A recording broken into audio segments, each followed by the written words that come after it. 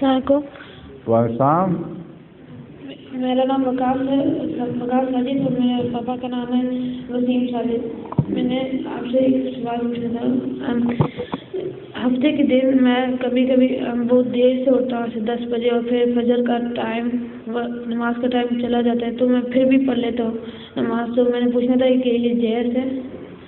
ہفتے کے دن ہو یا کوئی بھی چھٹی کا دن ہو، اس میں نماز کے وقت ضرور اٹھنا چاہیے وقت پر، کیونکہ خدا نے بھی چھٹی نہیں دی، دنیا نے چھٹی دی ہے. جس نے چھٹی دی ہے اس کی چھٹی مناؤ، جس نے چھٹی نہیں دی اس کی چھٹی کس طرح منا سکتے ہو؟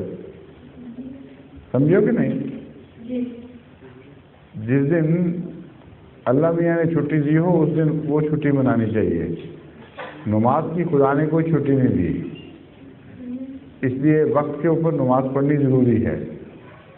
اپنے خود الارم لگاؤ یا اپنے ماں باپ کو کہو وہ تمہیں جگائیں، نماز پڑھ لیا کرو، پھر سو جایا کرو. پھر چاہے 10 بجے اٹھو یا 11 بجے اٹھو، پھر کیا فرق پڑتا ہے؟ ٹھیک ہے؟ جی تھینک یو. ظہور